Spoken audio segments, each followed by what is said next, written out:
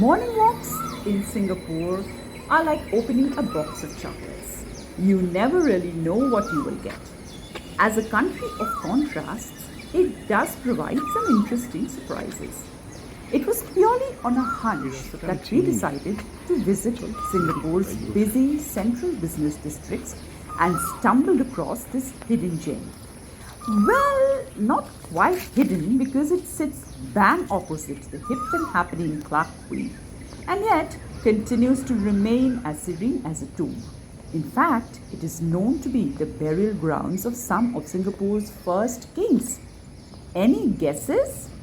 Yes, we are talking about Fort Canning Hill Park, located across River Valley Road and Penang Road. When we first entered the park, it was still quite dark. Our feet crunched ahead on the cobbled pavements strewn with dry leaves and wet sand from the children's play area when a large slide caught my attention. Should I go for it? Now, ignoring the frustrated glances of my better half, I followed my heart's desire, only to be rebuffed by the strict notice stuck onto the wall next to it. Only for ages 5 to 12. Further ahead, we entered a long and cobbled pathway bordered by thick foliage. A plaque at its entrance declared its name as the Five Kings Walk. Now, always a history buff, I leaned in closer to read on, and I got to know that as per the annals of Malayan history, Singapore, as it was known in the early days, was ruled by 5 monarchs in the 14th century. And archaeological evidence that has been found in this area confirms this. In fact, I was pleasantly happy to note that a royal palace belonging to those times that has been known to be situated on this very hill where we now stood. Now, the path before us was rich and regal, fit enough for kings, and we felt privileged to stroll through it.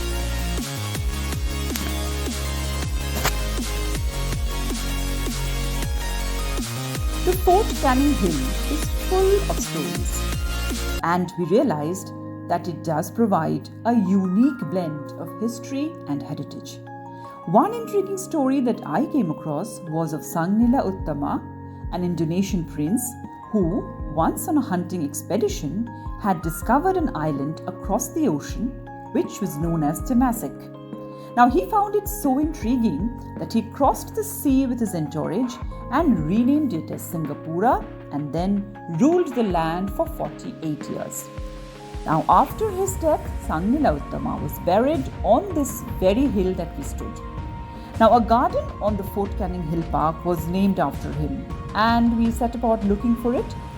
After a long meandering walk, chasing squirrels, we finally found the Sangnila Uttama garden.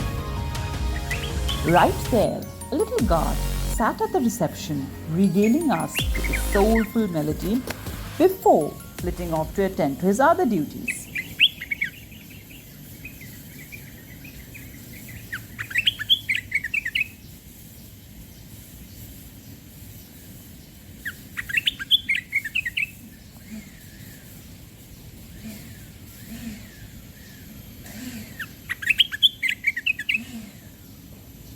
After such a refreshing welcome, we continued walking through the hallowed portals of the garden, breathing in the fresh, heady scent of the Tertam, Turun and the Sangbreath flowers that literally transported us back to the ancient days.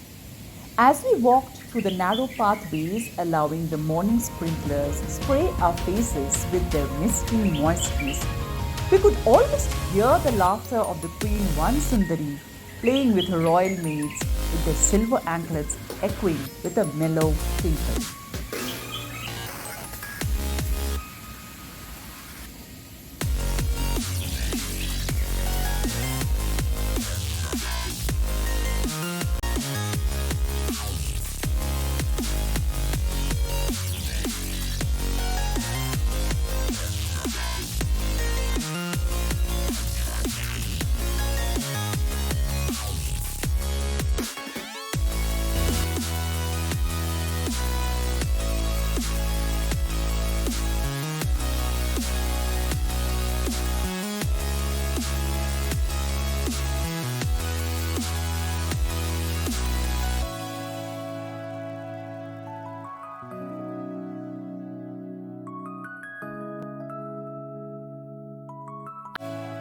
The meandering path soon led us into the forbidden spring or the Pankur Ladangan. It was a freshwater spring and was known to be the royal bathing place where the queen and her maids would come for their bath. As a result, it was a highly restricted part of the palace. In 1819, the British built an aqueduct around the spring and connected it to a store tank by the Singapore River. Until 1830, this was used to store fresh water to supply all visiting ships with pure drinking water.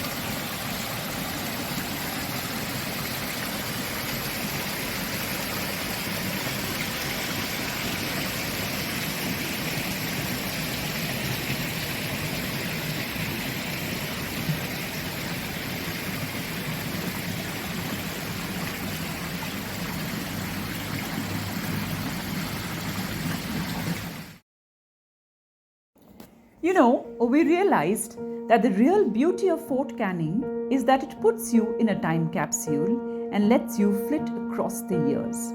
At the next bend, we had crossed over into the colonial period and stood before the Raffles Garden. Thomas Stamford Raffles, father of modern Singapore, was an avid lover of natural history, and the garden showcases his life and love for rare and indigenous plants. I especially loved the spice garden bordering the sprawling lawns with its mix of heady spices. As a coffee lover, I did not miss capturing the huge coffee bean pods hanging close by. The garden also led us to Raffles' palatial bungalow. Its pristine white facade stood out in stark contrast to the surrounding greenery that lay sprawled before it. An ideal spot for shooting Instagram reels, as we noticed.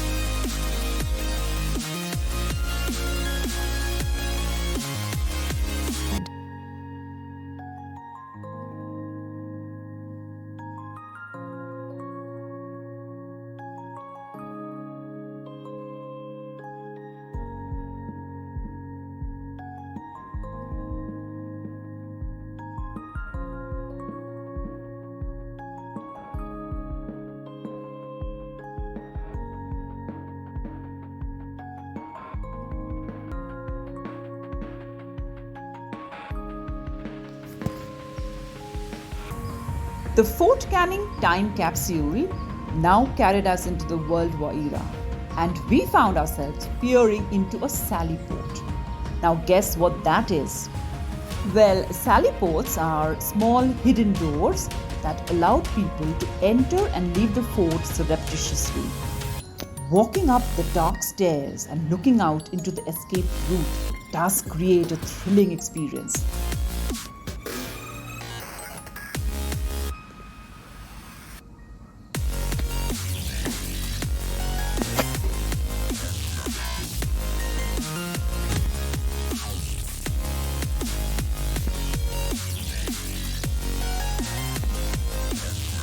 The question that now arises is why the name Fort Canning? So, in 1860, the British built a fort on this hill and named it Fort Canning after the then Governor General of India, Lord Charles John Canning. The fort was built with two purposes in mind. First, to act as a protective barrier from seaborne attacks, and second, to protect the expat European population from any possible local unrest. In its present state, however, all we got to see was the huge iron gates, or the fort gates as they are known as, that are set within a dilapidated wall with a healthy covering of wild overgrowth of foliage. Outside the fort gates, as we stood on the map etched out on the floor below and looked out into the metal roads that led us out of the park, we inhaled a dollop of the past before stepping out into the present. The Fort Canning Hill is steeped in history, both Singaporean as well as colonial. And the good thing is that it retains both in its flavor, allowing you to savor them in ample quantity, and yet leaves the heart asking for more. In the description box below, we have listed the MRT stations that you can use to access this intriguing place. Do pay a visit and make your next morning walk a memorable one.